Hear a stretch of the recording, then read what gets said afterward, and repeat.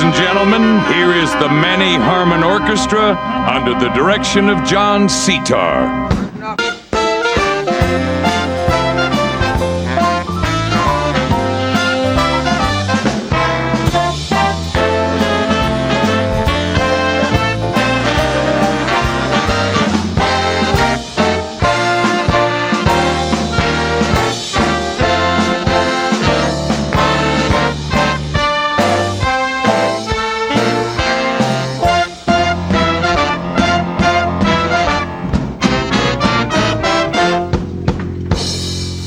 A New York alumni tradition, Robbie Britt.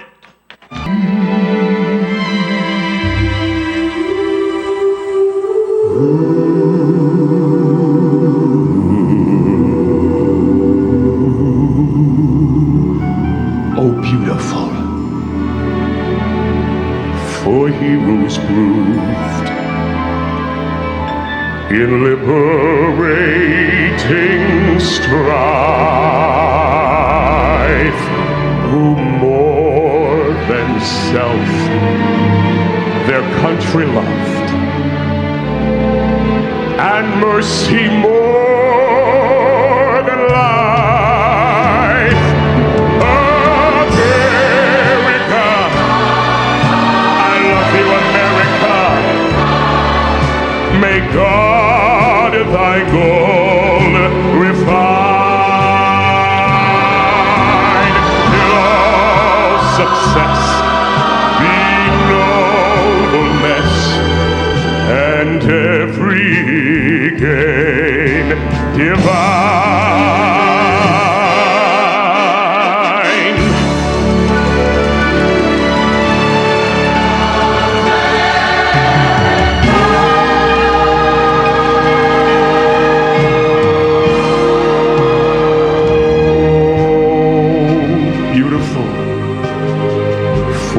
Patriot dream that sees beyond the years.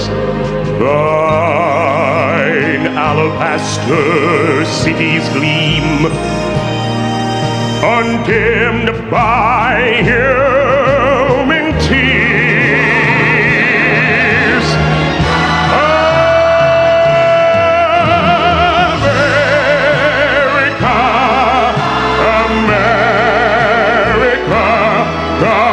Send his grace on thee, and crown thy good with brotherhood from sea to shining sea.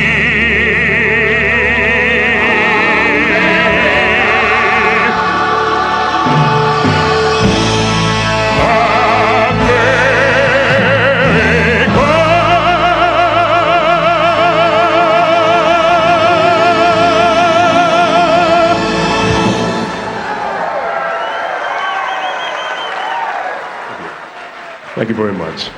Thank you. Thank you. Thank you. Welcome to another New York Alumni Night of Nostalgia. It's my pleasure to be your master of ceremonies for the first part of this evening, and I guess most of you know that the job of a master of ceremonies is not to come out and be too hilarious, it's just to make the rest of the acts look strong. We are here, ladies and gentlemen, to adopt wonderful Ed Asner as a New York honoree. And we are here to honor Connie Stevens. I love this lady, I really do. I love Connie. She has given so much and so quietly that nobody knows. She gave money for a halfway house in Westwood for girls that don't want to go all the way. But she helped finance a synagogue in Beverly Hills for black Jews called Temple Beth, You Is My Woman Now. In Santa Monica, she helped found a church just for accordion players called Our Lady of Spain.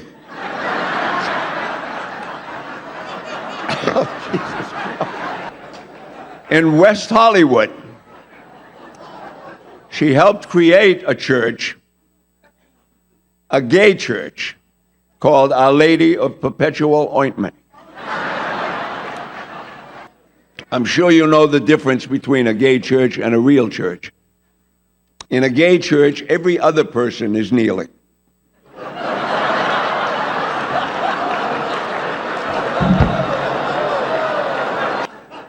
We have an incredible program for you this evening. But Fran and Lou Zygmunt asked me if I would at least tell one New York joke.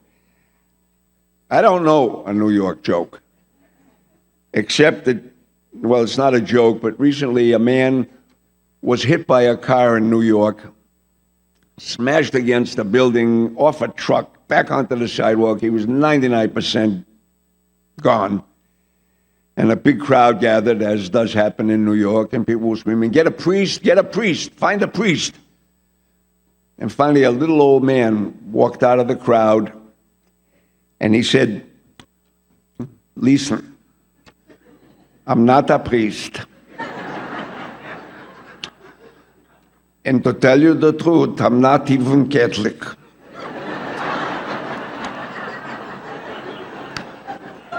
But I lived in Brooklyn my whole life right behind a Catholic church. So I could hear all the prayers. I know the prayers. I know by heart. I know everything they say. Maybe I could help." And the people said, "Hey, why not? It's better than nothing." "Thanks, mister. Go ahead." And the old man walked over to the man lying on the street, and he kneeled down. He put his hand on his head, and he said, "O 67, B 29.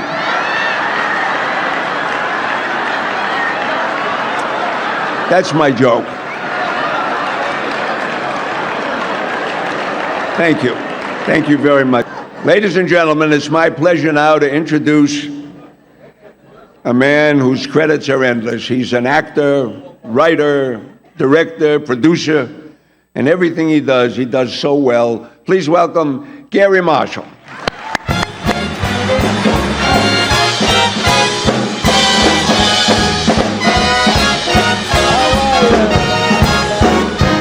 How you doing? Hi, everybody. I'm here again. I come every year because I have fun here. This is the place to be tonight. There's no better place.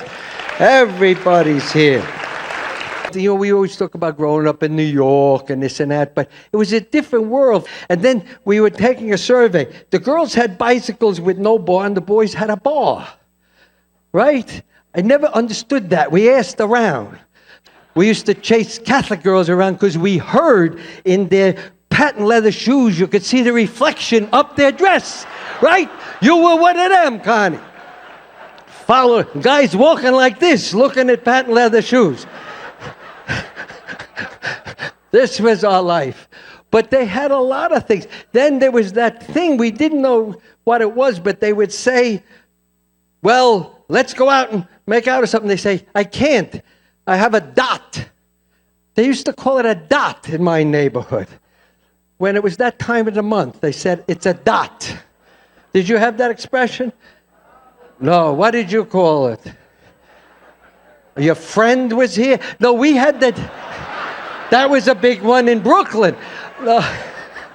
We had the dot. We said, "What does the dot mean?" Well, it's like the period at the end of a sentence. It stops. It's a dot. Nothing happens. It's a dot. But they had all these kind of things, and the girls growing up, it was hard because there was once in a while a tomboy. My sister Penny was a tomboy. She was always there, and she never thought she was particularly pretty. I ever told you when she came out to Hollywood, she said, "I can't work. Everybody's pretty and perky and blonde. They look like Connie Stevens. And I can't work." So I said, "Yes, sir, brother." I said, "You're beautiful. You could work. You'll be fine. You're pretty." So she finally got a job. First job, a commercial. Prel shampoo, right? This is on the story. She goes there, and there's Farrah Fawcett's in it with her, right? Farrah Fawcett has the nice hair, and Penny has the not nice hair. So, if you know show business, when you act, then they take you out and they put in stand-in people that sit there under the lights.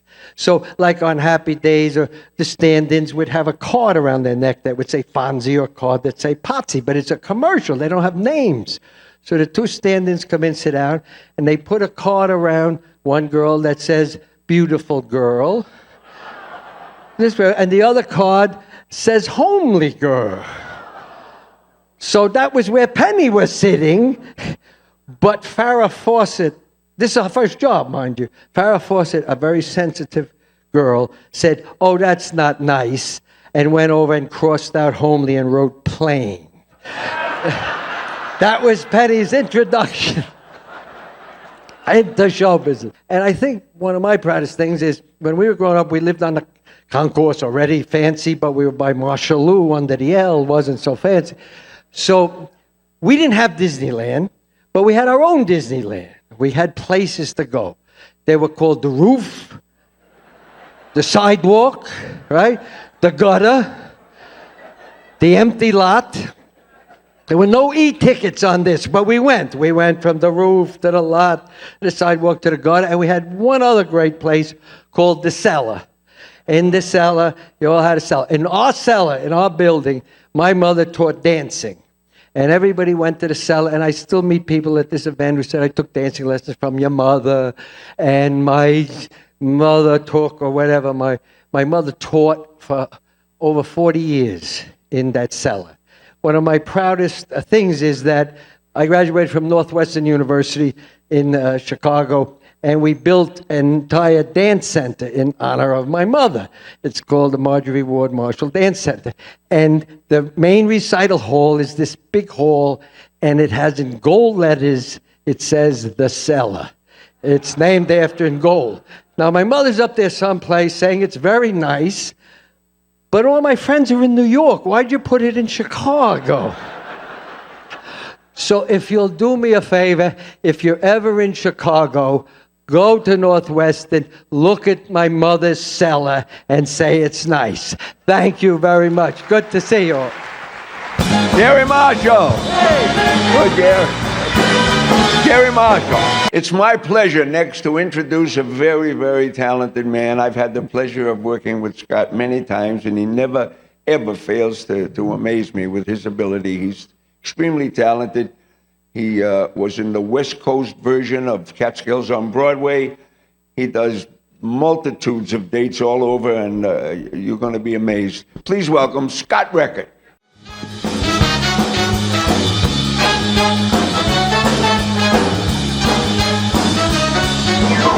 I'm not Ricky Martin, not young Iglesias. I'm just an old fat bald man who likes to shake his ass. I take a shower and my hair goes down the drain, and my cholesterol is driving me insane. I'm a diabetic shame. Old fat, short, bald, stout, living la vida loca. Old fat, short, bald, stout, living la vida loca. Living la vida loca. Living la vida loca. Please welcome to our stage Il Maestro Luciano Pavarotti.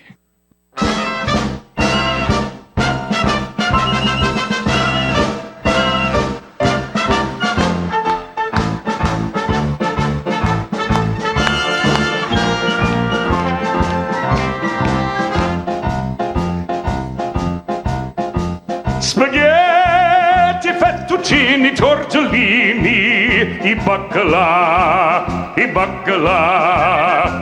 Lasagna, scarlabini, Lamborghini, I broccoli wrap.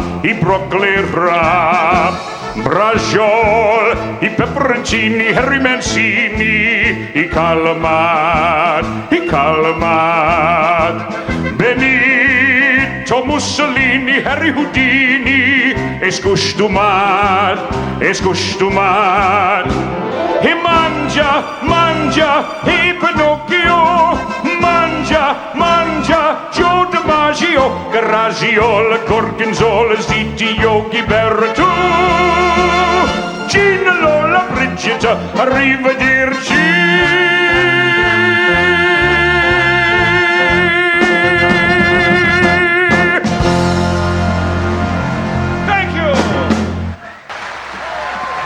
Thank you very much. Good night, everybody. Got record. Woo! It's so great to be back here. I always enjoy coming back here because it brings back the wonderful memories of New York when I used to get the shit kicked out of me for doing the stuff that I do now and get paid for. And sometimes get laughs from you people here, but not all the time. But okay, say this, by the way, this is true. I don't know if you can see it up front. This was on the door outside, so just in case there's anybody here from the Christ Church Choir rehearsal that was supposed to be here tonight, you're in the wrong room. It's been moved to Green Acres, 1700 Green Acres, Beverly Hills. So just a little announcement. Just handed me Saul Siegel. Saul Siegel. You want it outside. The Guinea Dukes want to finish you off out there. So it's a little nostalgia from the Bronx. This, by the way, is my leather shirt from New York Clinton High School. It's over 50 years old, and I'm proud to say it still fits. Because even then, I was a short, stocky Jew. And it's got a few holes in it, but what the hell, it still fits. Things have changed, though. I need a monocle to see. I get a hearing aid, and I don't walk so well either. She's a wonderful comedian that you've seen on all the various TV talk shows, and what can I say? She's just wonderful. Her first time here, please make her feel welcome. Miss Wendy Lieberman, ladies and gentlemen. Wendy?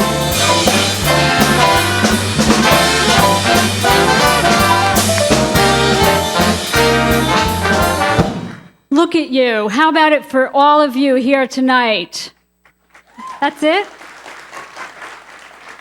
Well, I never knew it before, but that it was called that, but I got my dot today. And yeah, it was so late. Like, most of my friends got it when they were 13, and I'm 41, yeah. My last reunion, actually, I know this is your reunion. I went to my 37th class reunion, from nursery school. And I didn't want to go, because I've put on like 100 pounds. The guys hadn't changed a bit. Still bald, drooling, and playing with themselves. But this...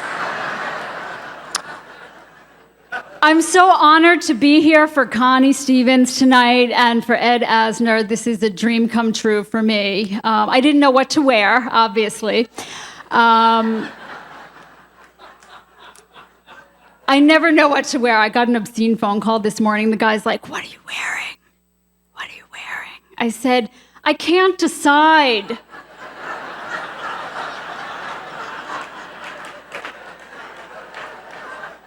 Then he got off, and then I should have star 69'd him. I'm wearing. This is DKNJ. I don't know if you are familiar with the Donna Karan, New Jersey collection. It's all her regulars. There's a sleeve in the back, and. Bud said I'm from Boston, but I'm from New York originally, actually, Long Island. Does that count?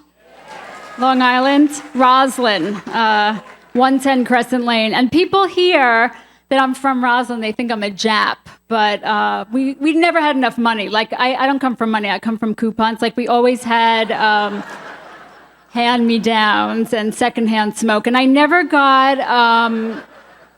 the good stuff. I never got like Oreos. I got Hydrox, and I never got Barbie and Ken and their dream house, a convertible. I got Tammy, and she's single, and she drives her box. But it's okay, because my whole childhood was like a big blur, probably because I needed better glasses. Like, I had these thick Coke bottle glasses, and although they were the cheapo kind, they were RC.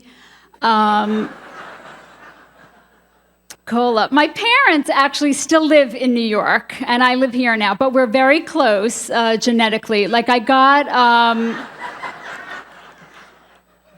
love my parents. I got my sense of humor from my mother, and that's why she doesn't have one anymore. We're both very short. I'm 5'2". People say I look taller on TV, and I'm like, that's because I'm standing on a TV. But you'll get that on the way home. But I love New York. Actually, Ed Asner was adopted. My brother was adopted. Somebody left him on the back doorstep when he was a baby, and we found him when he was like 16,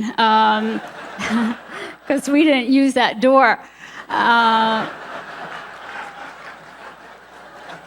So check your doors when you go home. You could have a brother. I love New York. Actually, I was very nervous about being here tonight because I haven't performed in a while. I took last year off to get married and start a family. And thank you. That didn't happen. And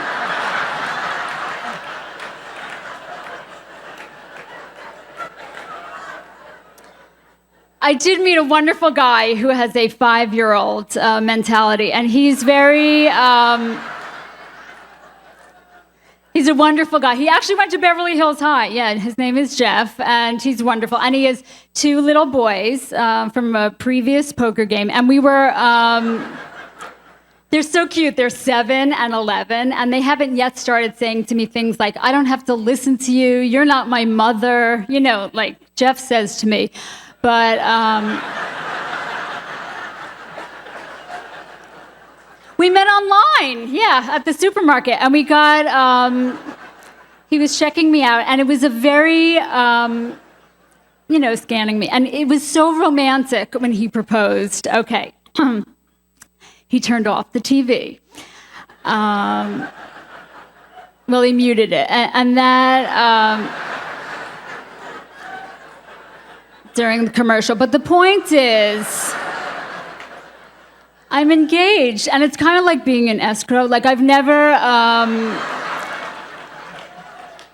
it's my first ring. Actually, my last boyfriend, he gave me a piece of coal, and he told me he would marry me when it turned into a diamond from all the pressure.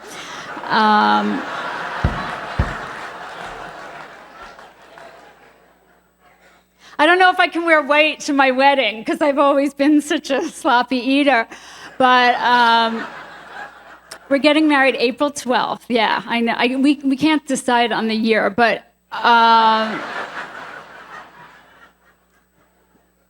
because I'm going to be a stepmom, I've had to change my ways. Like I had to start, I want to set a good example. So I'm eating healthier. I don't cook anymore, but no, I have to say, when I eat healthier, I feel so much hungrier. Like actually, Jeff cooks. Isn't that sexy when the guy cooks naked? I like that. I don't know how to cook. I don't even know if my stove is gas or electric. I think it's electric because I don't fill it up. But I'm the worst cook. I know pudding now should not be al dente. I know that. I didn't know that before. But I want to set a good example, so I quit smoking. And I quit, also I got scared, because I was, this woman came up to me one day, she was like, Miss, your smoke, it's bothering me. I'm like, well, it's killing me. I don't give a shit about me. Why would I possibly care about you?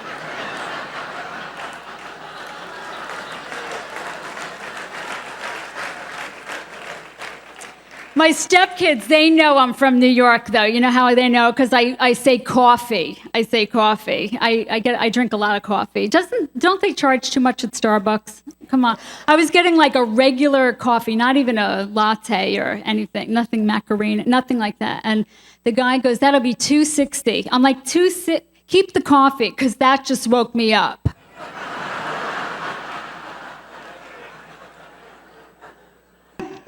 I'm having so much fun. Right now, I'd like you to pay attention to the videos as we give you a little background information to our first honoree tonight. That's expensive. My grandmother would say that. My grandmother would be so proud of me tonight. She's in Florida, of course, for spring break. Like, she's funny, my grandmother. She's always been ahead of her time. Like, she used to put the phone in her purse. It was a rotary phone and was attached to the wall, but she was on the right track. And lithium. And she's always said stuff like, do what you love and the money will follow. And, she loves rich men. Like that. My mother likes that joke. My mother's family was in the milk business in New York, and my father's family was in the beer business in New York, Rheingold beer. And, they were all drunks. But no, don't drink and drive. That's a message I have. Don't drink. I shouldn't even drive and drive. I am the worst driver. I take a taxi or something. I drove a taxi once in Boston for 2 months. I never picked anybody up. I just needed a car.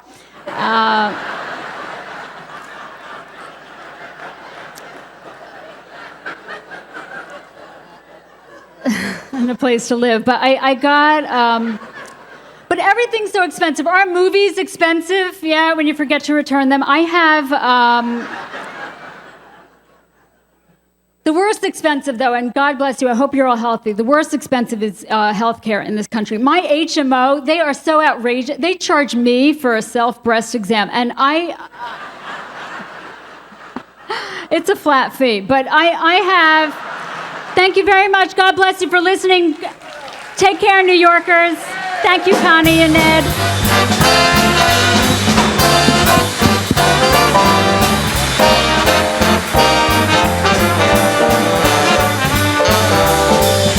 It's Wendy Lieberman, ladies and gentlemen. Wendy Lieberman.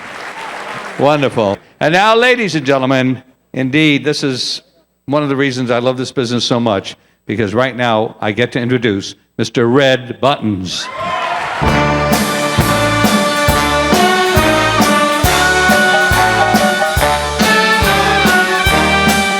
Anyway, I made a few notes here. It's always nice to be back at the Beverly Hills High School, where years ago, Monica Lewinsky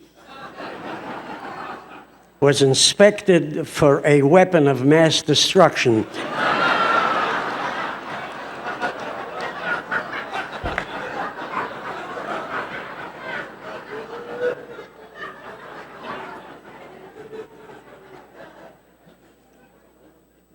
Ladies and gentlemen, I'm absolutely delighted to be here tonight for my very dear friend, Connie Stevens, a sex symbol for men who no longer care.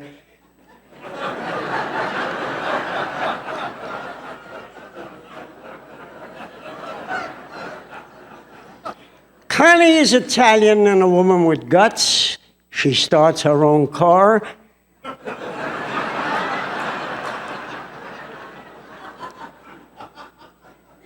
Three out of three. She could have been a soprano, but she couldn't hit the high notes. But what's the difference? There she is, a sweet little thing. The beloved cricket in the TV classic Hawaiian Eye.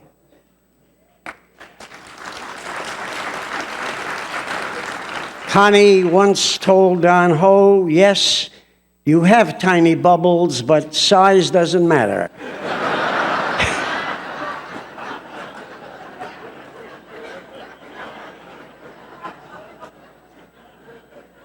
I'm laughing too. It's the first time I heard it. You know, you don't say it when you write it. You write it down and you keep your fingers crossed you catch a hot night, you know. Well, anyway, Connie is beloved. I don't have to tell you this, by all, and has an eclectic circle of friends. Many of these who were invited to join Connie tonight, but they didn't show up. But I have here a small list of those people who were invited, who somehow or other didn't show. Robert De Niro who said to Marceau, you talking to me?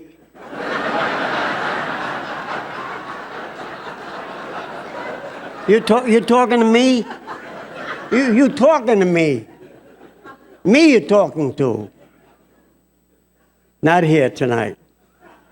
Tiger Woods, who said, let my people putt.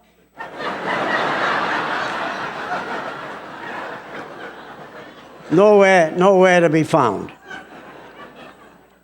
Don Rickles, the greatest living argument against human cloning.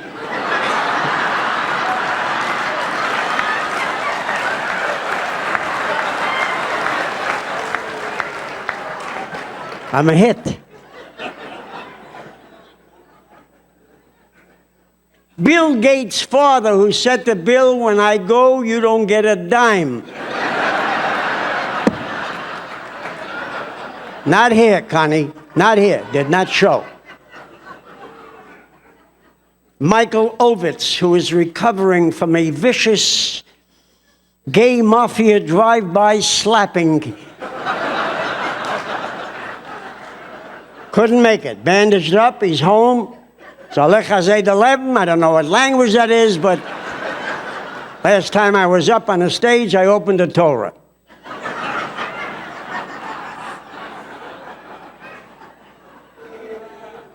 Jack Welch, who said to General Electric, can I keep the poodle? Man got an invite. Not here. Not here. Governor Gray Davis, who said you cannot get a driver's license in California if your middle finger is missing.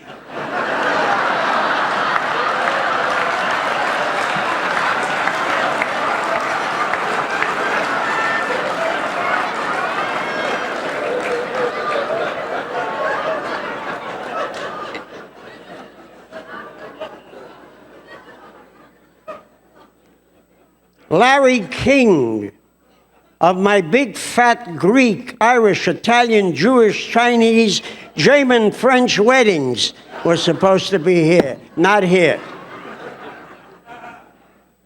Dolly Parton, who said to Billy Crystal, analyze these.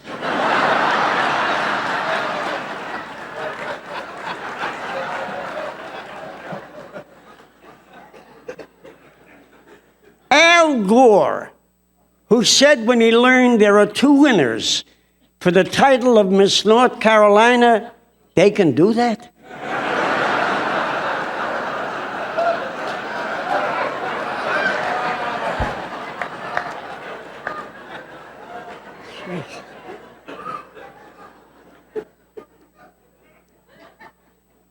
Invited, not here. Steven Spielberg's mother, who said to E.T., I don't care where you're from, you're here, and you're going to get bar mitzvahed.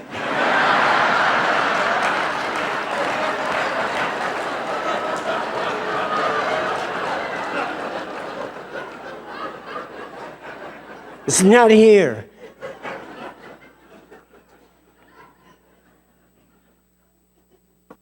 Anna Nicole Smith, who said, where there's a will, there's a way.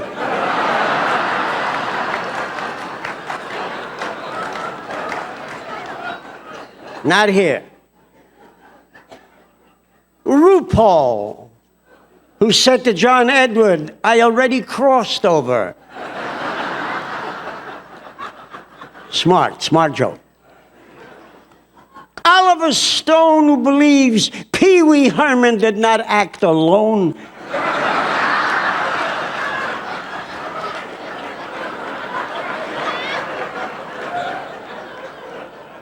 Man should have been here. Didn't come, Connie. Didn't come. Elizabeth Dole, who said to her husband, Bob, stop already with the Viagra, you'll go blind.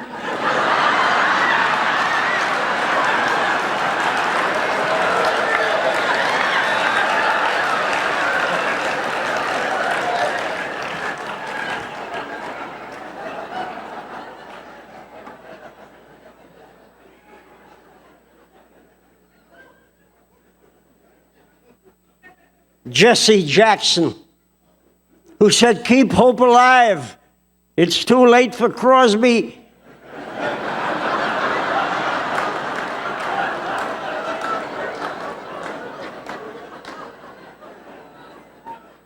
Michael Jackson, who was born a poor black boy and today is a rich white woman.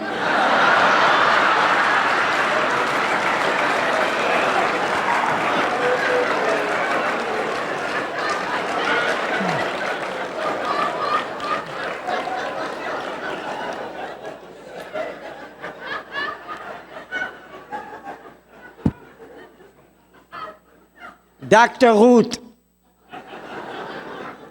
Ruth, who said, if you don't want to talk to your husband when you're having sex, don't pick up the phone.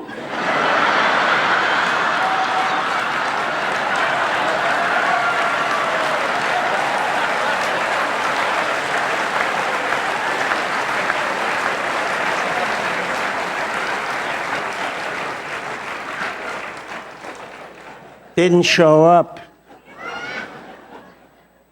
Dr. Phil, who said on the Oprah show, if you are so sick that you have to have sex with an animal, do it with a horse. This way you'll always have a ride home.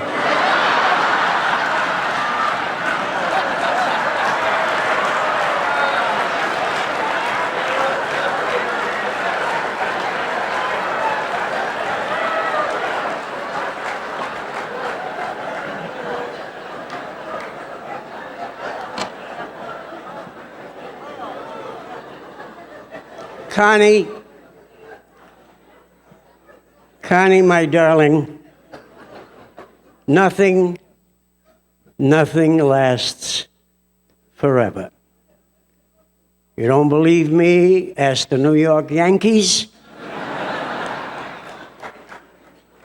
But sometimes there are exceptions. My friendship and my affection for you, Connie, forever, forever, forever. Thank you.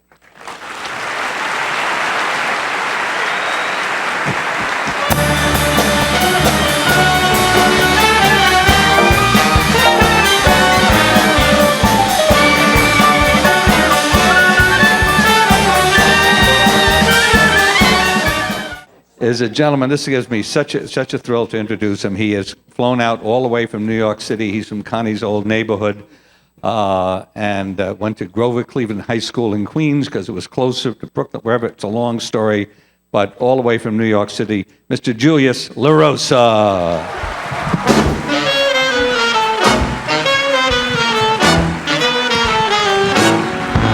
The days of wine and roses, laugh and run away. Lights, please, like a child at play.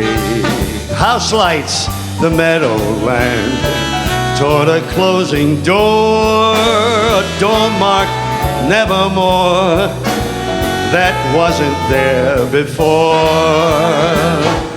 The lonely night, didn't we ask for lights? Will fade, dear, and we've got the wrong tempo. Esta una scenopazza stasera. For the lovely, I'm even forgetting the goddamn words. Hold it. Let's do it the right tempo. It's really much too fast. I can't get the words out. 1, 2, 3, 4, shot.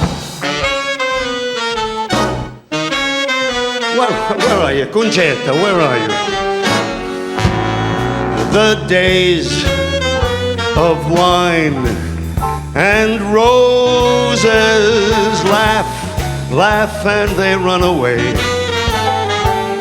Like a little child at play, through the meadowland, toward a closing door, a door marked nevermore, that wasn't there before.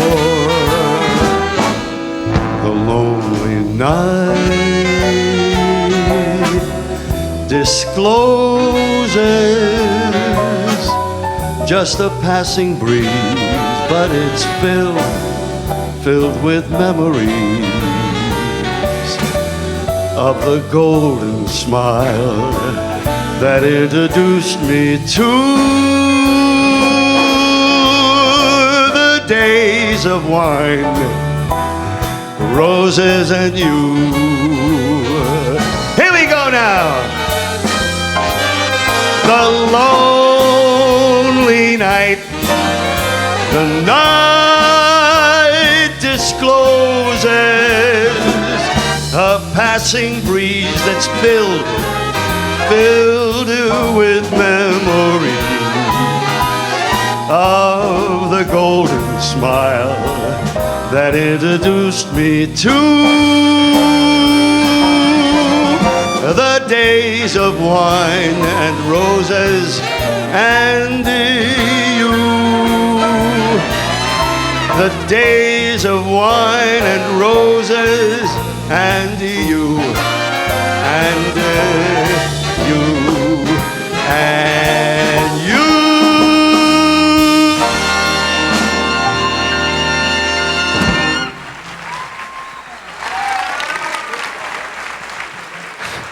Thank you. You're very kind. Thank you.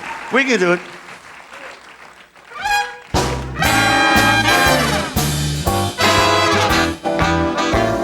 I can't find Connie. There you are, Bottana di Aolo. Quando aveva di cerco. Without a song,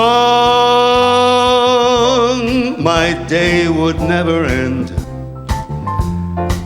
Without a song, the road would never bend. When things go wrong, a man ain't got a friend without a song.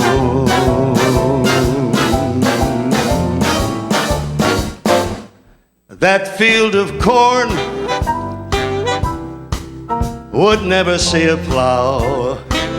That field of corn would be deserted now. A man is born, but he's no good, no how, without a song. Yes, Kitchen, I got my trouble and woe, but sure as I know the Jordan, it will roll. But I'll get along as long as a song is strong in my soul. I'll never know what makes the rain to fall. I'll never know what makes the grass grow tall. I only know there ain't no love at all without a song. Now I have got my trouble and woe, but sure as I know the Jordan, it will roll, but I'll get along as long as a song is strong in my soul. I'll never know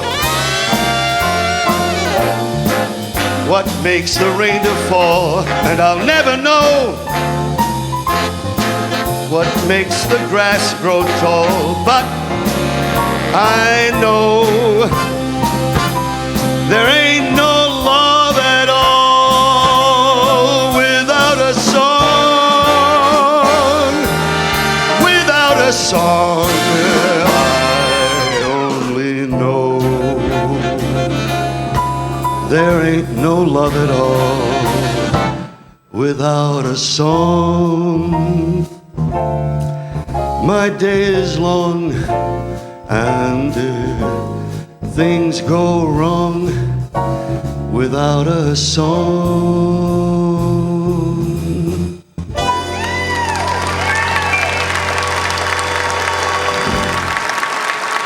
I got the best writers in the world. Let's do it. No, we got to do the vamp. Yeah.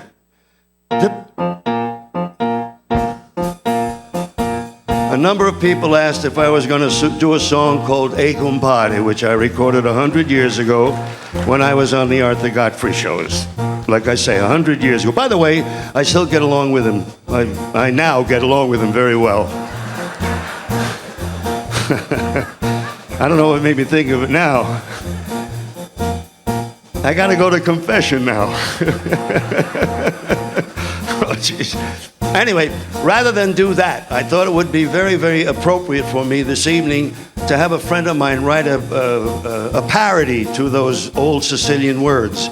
And I suspect you will identify it readily, if you will. Gentlemen? Oi mishpocha, hirzu abrocha, mir sollen alle haben Parnosa, gesund und Geld für die ganze Welt, für jeden Litvak und Rumänische und Mirische, Italienische und euch Hitmanistane, para grobe Galiciane, nehme a Gläsel, maka Kiddish, holy smoke, I'm singing Yiddish. Scribbity-dibbity, scribbity-dibbity, scribbity-dibbity-da.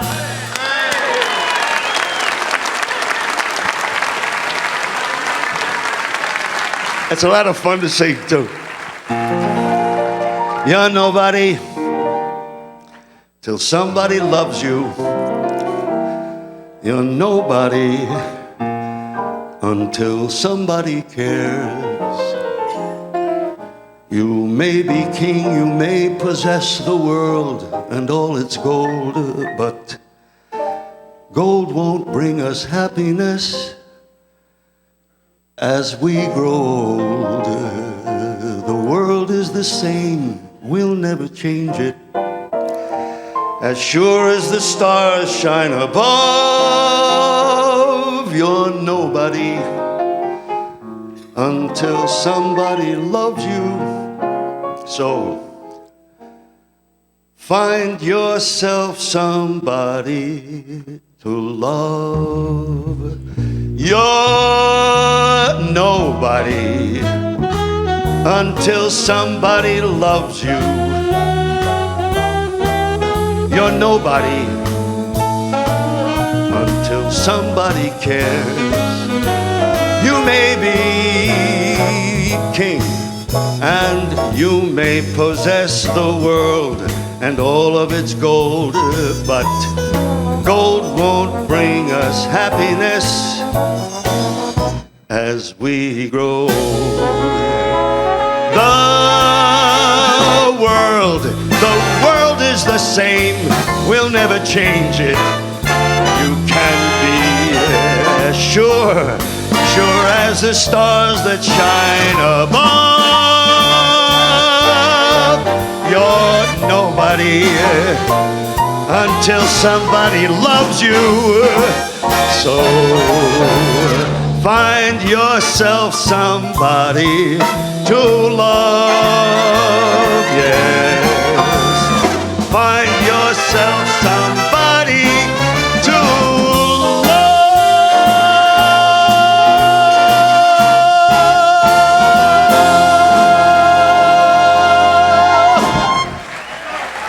Concetta.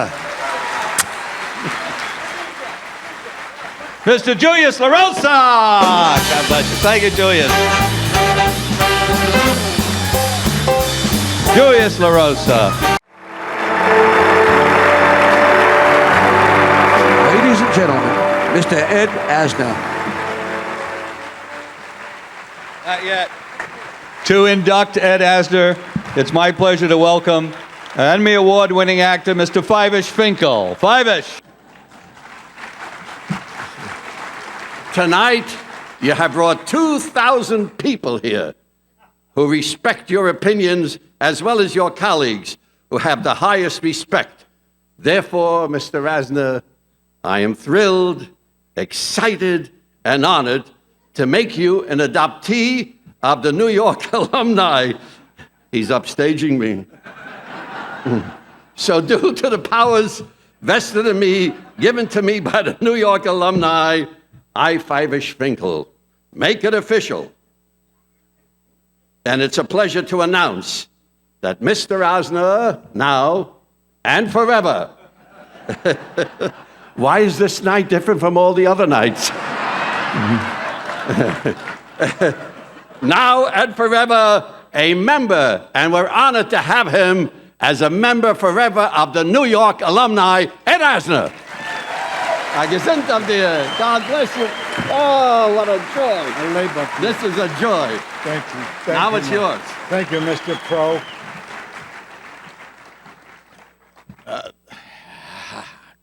That was an honor. That was an honor to have that altar cocker come up and tell me how great I am. That's a machaya.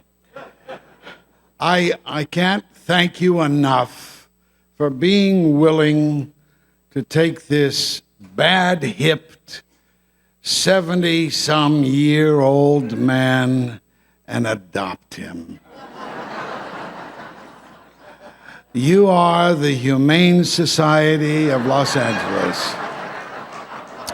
I would kiss all of you. You name it. You know, as you heard, I came from Kansas City, Kansas. And two of you? That's as good as Arizona.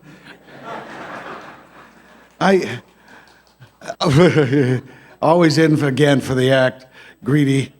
And I got to tell you, Toto, I don't think we're in Kansas anymore. No, I fell in love with New York, I guess for the first time, when I came back on a troop ship and we came into New York, and I just spent my time in the Army during a war, and, well, it was the Korean War, and I served in France.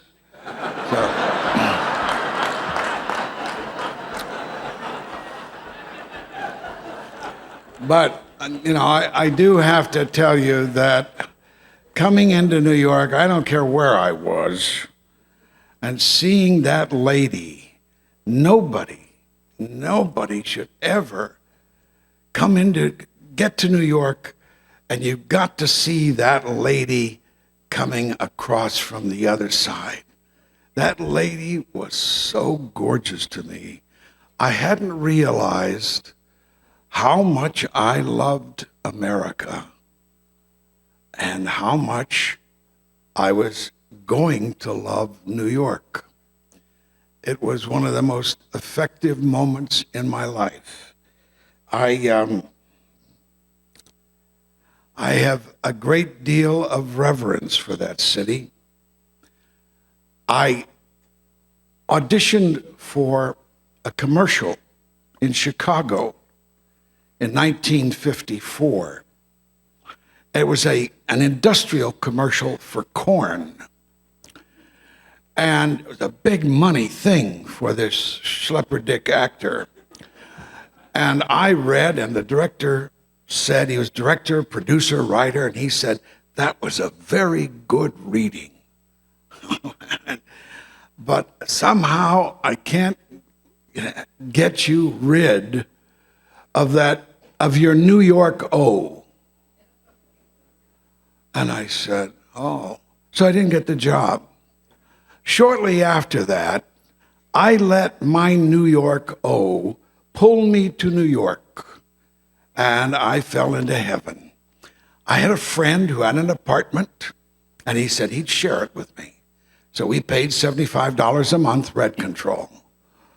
And it was on 3rd and 15th, just a half block up from the Quaker School. Hammer's Dairy Restaurant was just around the corner on 14th. Lou Chow's was over on 14th as well.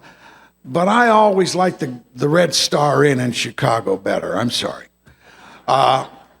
and they must have heard I was coming to New York, because immediately upon my arrival, they tore the L down, they ripped up the rails and the bricks, they widened and paved the street and planted trees on the sidewalk.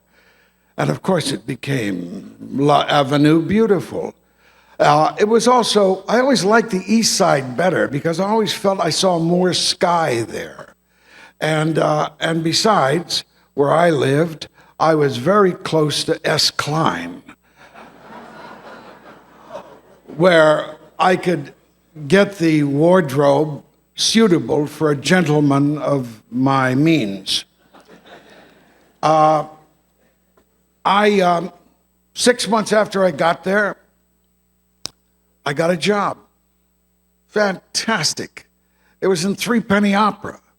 And there I got to work with the likes of Jerry Stiller, the same, John Aston, B. Arthur, Lottie Lenya. You know, I'm a name dropper, so what? And I worked the first night, and I came down with strep throat. I was out a week. I've never been so sick in my life. I came back, and 3 months later, I got promoted to the role of Peachum. And it was a fantastic journey and tour for me. I really got to sing and act. And learning from all those actors I was acting with, you learn more from actors, I think, than you learn from directors or acting teachers. And I learned a lot from those guys. You can see Jerry's dominating the scene today. And then I began to realize I was going to stay there. And an actor should never take a role, stay in a role that he doesn't continue to work at, improve, better, find new meaning for, find new impulses for. Once you do, you become stale and dull and old. And I stayed 2.5 years in that show, and I became all those things. I don't know when it happened, but I did become that. I was waiting to be discovered. What do you want from me? That never happened. So after 2.5 years, I quit the show to go to a smaller theater as a replacement for less money. I worked with Seda Thompson there, Sorrel Book, Donald Moffat, and learned some more. And while I was in New York, I also studied. I studied with Mira Rostova, who was the light of my life, and she taught me good. I had a tendency to follow her teachings, but she taught me real good. I studied with Stella. She was the first teacher I studied with when I came to New York, Stella Adler. I wanted to think that studying with her, I could become the next Marlon Brando, her former student. Well, after 3 months, I decided I had to go someplace else to become Marlon Brando. I studied with Lee Strasberg, and I was bored for a year and came back to Mira. So Mira, as I said, was my life. She did a system of teaching called doings. And one day, an actor named Arnold Sobolov came on stage doing Shaw. And after class, I went up to her and I said, my God, why don't you say something about his New York accent, his very ungainly movements? She said, I am here to teach him how to act. Speech and movement, he can go to other teachers. So I shut up. I learned what acting was about from her. And I even think she's still teaching. I love New York for what it did to me. It gave me wisdom. It gave me my talent from all the shows I did there. When I finally got on Broadway, I got to work with Jack Lemmon. The show folded. The show was a failure, but Jack was great. and I will always carry the memory of him in my heart. He was a mensch. He was a mensch. What I have to say about New York is, when I came there, I compared it to Chicago. The New York cops were fine, fit, youthful, and courteous. The New York cops looked like me. The Chicago cops looked like me, even worse than me. And PR was not their strongest forte. When you came to New York at that time, I discovered it was so clean compared to Chicago. You threw a candy wrapper on the street, you got a $25 fine. And the air was clean even then, despite Con Edison. I love New York for its theater, its geographical simplicity, and its cheap but good restaurants, its park, its museums, its newspapers. How can you not become better educated with all of those factors going for you? Also, it was a liberal bastion when I was there. It felt so comfortable. I was able to make my way up on TV, and as I said, I finally got to work with Jack. I feel the city gave me a spine so that when California lured me away, I came with my New York name and my New York arms loaded for bear. If New York had not wised me up, polished me, given me my credits, I would have suffered and possibly been rejected by Los Angeles. So here's my God blessing, my salute, my thanks to Gotham and all you New Yorkers, and even the honorary ones. Thanks for letting me enter your hallowed halls. Thank you.